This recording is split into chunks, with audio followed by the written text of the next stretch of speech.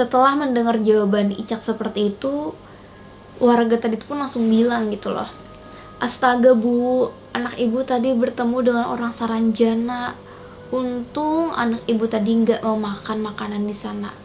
Kalau anak ibu mau makan makanan di sana, Icak kayaknya nggak bakal bisa pulang."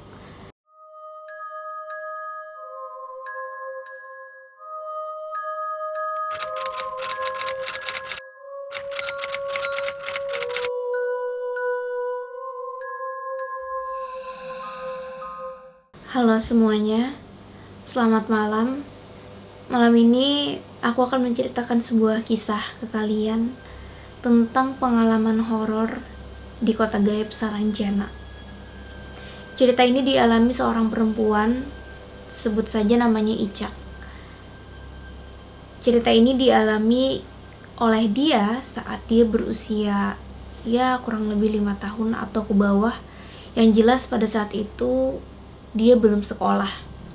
Icak ini tinggal di Kota Baru, Kalimantan Selatan sejak usia 1 tahun sampai dia SMP.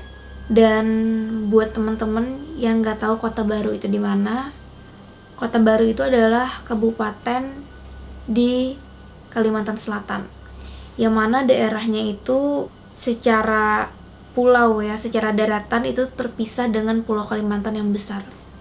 Jadi apabila kita mau ke sana, kita harus menyeberang menggunakan feri. Nah, si Ica tinggal di pulau itu, di Kabupaten Kota Baru.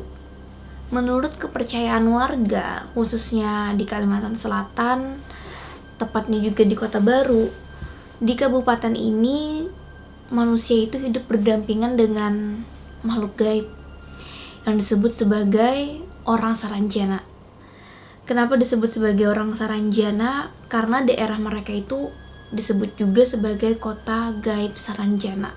Konon katanya, kota itu memang tidak terlihat secara kasat mata tapi memang nyata adanya. Seringkali kalau misalnya ada kegiatan besar yang ada di Kota Baru, maka manusia dan orang dari Saranjana biasanya akan berkumpul. Jadi kayak membaur gitu.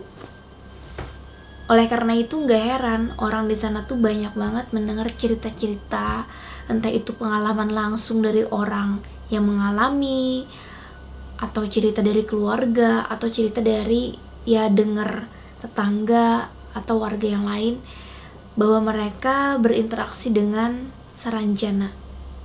Nah, untuk cerita Icak ini dia alami langsung oleh dia. Pada saat itu di hari Minggu, biasanya kan keluarga-keluarga itu akan liburan, ngebawa anaknya, apalagi anaknya masih kecil. Salah satu tempat wisata yang populer di Kota Baru adalah Pantai Gedambaan. Icak dibawa oleh orang tuanya ke sana. Pagi-pagi sekitar jam 7 mereka sudah berangkat menuju Pantai Gedambaan untuk menghabiskan waktu di sana gitu loh. Ibunya juga sudah memasak makanan sebagai ala-ala piknik gitu, biar mereka bisa makan-makan di sana. Sesampainya di Pantai Gedambaan, di sana cukup banyak orang. Banyak sih, karena hari libur. Masing-masing keluarga ngebawa anak-anaknya kan. Ada yang berenang di pantai, ada yang main-main di pinggir pantai, dan sebagainya. Untuk Icak sendiri, dia bilang kalau dia itu sebenarnya tidak menyukai berenang. Makanya dia nggak main di pantai, tapi lebih ke pinggiran pantai. Dan dia sukanya mencari kerang-kerang, yang mana biasanya kerang-kerang yang dia dapatkan bakal dia bawa ke rumah sebagai koleksi. Icak yang masih kecil saat itu, dia masih asik bermain di antara pasir-pasir pantai dan memilih kerang-kerang yang dia dapatkan.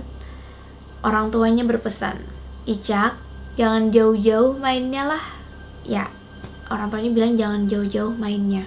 Setelah dipesan seperti itu, Icak ini yang namanya anak kecil susah sih dibilangin. Mungkin dia juga gak begitu sadar kalau dia sudah terpisah jauh atau lepas pengawasan dari orang tuanya. Ternyata si Icak ini berjalan sambil mencari kerang, semakin jauh Dan sampailah dia di area yang dekat pohon-pohon sekitaran pantai. Menurut Icak itu seperti pohon-pohon bakau. Dan di sana Icak nyari-nyari kerang. Secara tiba-tiba, Icak ini ternyata bertemu dengan seorang anak seumuran dia dan mereka tetap-tetapan. Setelah tetap-tetapan, rupanya si anak yang ditemui Icak ini, dia menyapa Icak. "Kamu ketujuh mencari kerang juga kah?" Itu dalam bahasa Banjar ya. Yang artinya, "Kamu suka nyari kerang juga ya?" Dan Icak yang mendapatkan teman baru, dia tentu menjawab dong. Dia jawab, "Hiih, aku ketujuh. Iya, aku suka."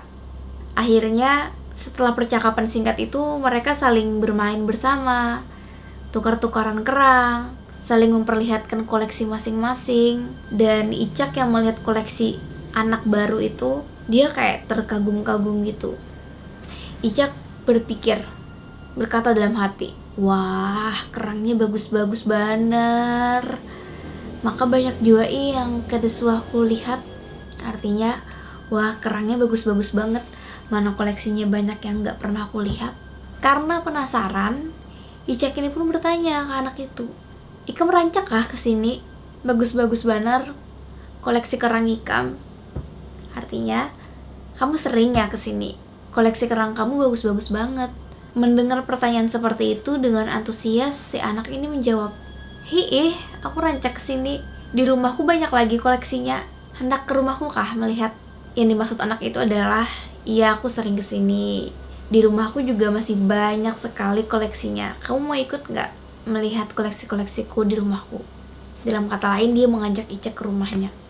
Icak yang merasa sangat antusias, apalagi anak kecil ya, mendapatkan teman baru dengan hobi yang sama, tentu aja dia ngikut gitu. Akhirnya si Icak ini mengikuti anak baru itu pulang ke rumahnya. Tek, tek, tek, tek. Mereka berjalan dan sampailah di perumahan tempat anak itu tinggal. Saat mereka sampai di rumah anak itu, Icak ini kayak sempat sesaat dibuat kagum gitu loh sama rumah si anak. Rumahnya besar, bertingkat, halamannya luas. Dan ternyata kerang-kerang dari koleksi si anak itu ditaburkan di halaman. Dan si anak itu pun ngasih lihat ke Icak. Mereka bermainlah di halaman sambil melihat koleksi kerang-kerang dari anak misterius itu. Saat Icak dan anak misterius ini asyik bermain ya di halaman dengan kerang-kerang mereka, tiba-tiba dari dalam rumah itu keluar seorang perempuan yang dari penglihatan Icak itu udah pasti ibunya. Dan ibunya ini pun dengan ramah melihat Icak lalu berkata, "Kamu mau makan? Ayo makan dulu." Ditawarin makan gitu. Tapi si Icak ini saat itu dia merasa tidak lapar, dan dia pun dengan sopan bilang bahwa dia tidak ingin makan karena tidak lapar. Setelah menolak tawaran makan tersebut, Icak dengan si anak ini masih asik bermain ya. Mereka bermain. Dan tidak lama kemudian si ibunya itu kembali menanyakan kepada si Icak, "Kamu sudah izin orang tua kamu belum?" Dan sesaat Icak itu tersadar dari keasikannya bermain, dia belum izin dengan orang tuanya. Apalagi orang tuanya sudah ngasih pesan jangan jauh-jauh mainnya. Dan Icak pun bilang, "Belum Cilai." Artinya, "Belum tante." Terus si ibunya anak ini pun berkata, "Ya sudah, kamu pulang aja dulu. Nanti izin dulu baru main." Setelah mendengar perkataan seperti itu, Icak ini pun mengiyakan untuk pulang. Dan Icak diantarlah pulang oleh si anak misterius dengan ibunya. Jadi mereka ini pelan-pelan berjalan sambil ya ngobrol-ngobrol, diantar ke tempat pertama kali Icak itu bertemu dengan si anak tadi. Sesampainya di sana, si Icak ini pun pamitan gitu sama teman baru dan ibunya. Dia bilang, "Saya pamit dulu ya tante," gitu kan. Pamitan. Ya, teman misteriusnya ini dan juga ibunya itu dadah-dadah dengan Icak. Tapi sesaat setelah Icak berbalik, tiba-tiba ada warga yang heboh sambil mendatangi Icak, dan warga tersebut pun berteriak, "Pak, ini kah anak pian, Pak?" Nah, itu artinya, "Pak, ini ya anak Bapak ya." Tiba-tiba ayah ibu Icak itu langsung mendatangi Icak, dan sampai si ibu Icak ini menangis-nangis gitu, mencium-cium Icak. Mereka kayak bener-bener lama gak ketemu Icak, sampai nangis gitu kan. Icak ini pun bingung, loh kenapa? Dia tanya kan ke mamanya, "Ma, kenapa? Kok heboh banget sih?" Mamanya pun menjawab, "Mama tadi nyariin Icak kemana-mana. Mama kira Icak itu tenggelam atau hilang atau kemana, terbawa arus ombak dan lain-lain." Dan Icak tuh kayak terheran-heran gitu mendengar ucapan mamanya. Dia cuman bilang, "Apaan sih, Ma? Tadi tuh Icak cuman nyari kerang. Dan di dekat pohon-pohon bakau di sana, Icak ketemu sama anak kecil. Lalu Icak diajak main, ngeliatin kerang-kerangnya dia, diajak main ke rumahnya. Ya udah selesai gitu aja." Mendengar jawaban si Icak, ibunya ini tetap kayak masih shock gitu kan. Karena rupanya mereka sudah mencari Icak tuh seharian. Udah lama banget dan gak pulang-pulang. Jadi kayak bener-bener shock gitu.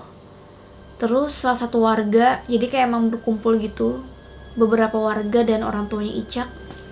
Si warga tadi pun bertanya, "Hah, anak kecil, anaknya kayak gimana perawakannya?" Dan si Icak pun menggambarkan gitu loh, seperti apa perawakan yang dia lihat. Icak bilang itu kayak biasa aja, kayak anak kecil, kayak dia, seumuran dia. Cuman tiba-tiba Icak itu teringat ada satu hal yang menurut Icak itu agak menonjol perbedaan dia dengan si anak itu. Yang mana kalau Icak itu punya filtrum, ini garis di atas bibir kita, tapi si anak itu tuh nggak punya, jadi kayak emang nggak ada filtrumnya. Setelah mendengar jawaban Icak seperti itu, warga tadi pun langsung bilang gitu loh, "Astaga Bu, anak ibu tadi bertemu dengan orang Saranjana. Untung anak ibu tadi nggak mau makan makanan di sana. Kalau anak ibu mau makan makanan di sana, Icak kayaknya nggak bakal bisa pulang." Dan mendengar jawaban seperti itu, Icak tuh kayak kaget gitu loh, dan dia pun rada kebingungan ya. Setelah dia ditenangkan, dikasih minum sama orang tuanya, Icak pun dikasih tahu kalau Icak itu hilang dari sekitar jam 8-an pagi dan ketemunya baru setelah maghrib. Padahal Icak merasa dia bermain dengan temannya itu baru sebentar. Jadi merasanya tuh main gak selama itu. Padahal sudah seharian orang tuanya dan orang-orang di sana mencari Icak kemana-mana tidak ketemu. Rupanya Icak ini sempat ke alam sebelah, yaitu ke Saranjana. Jadi itu tadi cerita Icak waktu kecil ketika dia pernah ke alam Saranjana. Jadi memang ya, kalau cerita-cerita dari warga di Kota Baru, orang Saranjana itu memiliki tampilan yang khas. Mereka layaknya manusia biasa, persis seperti manusia biasa, bahkan bisa dibilang lebih rupawan secara penampilan. Tapi orang Saranjana itu tidak memiliki filtrum. Nah, disanalah orang-orang di Kota Baru bisa membedakan antara manusia dengan orang-orang Saranjana. Kejadian-kejadian seperti yang dialami Icak itu sebenarnya bukan 1-2 cerita doang di Kota Baru. Ada banyak sekali cerita-cerita di mana orang-orang di Kota Baru itu mengalami hal-hal mistis seperti itu. Mereka berpindah alam ke Saranjana. Ada yang ke penduduknya, ada yang sampai ke kerajaannya, ada yang sampai melakukan interaksi manusia dengan orang Saranjana seperti jual beli. Ada juga sampai kejadian-kejadian yang misalnya di sana sedang ada acara besar seperti konser misalnya. Mereka nonton konser ternyata bersama-sama dengan orang Saranjana. Jadi cerita-cerita seperti itu memang banyak gitu loh di Kota Baru. Kota gaib Saranjana diyakini banyak masyarakat di sana, sebagian besar mereka percaya ada. Dan kota Saranjana itu berdampingan dengan manusia di sana. Oke, sampai di sini dulu cerita kali ini. Buat kalian yang punya cerita pengalaman horor dan ingin aku ceritakan kembali, kamu bisa kirim ceritamu ke email aku gustigina@gmail.com dan nanti akan aku ceritakan kembali. Jangan lupa untuk di like, comment, share apabila kamu menyukai video bercerita seperti ini. Tentu aja jangan sampai lupa untuk di subscribe. Aku Gusti Gina, bye.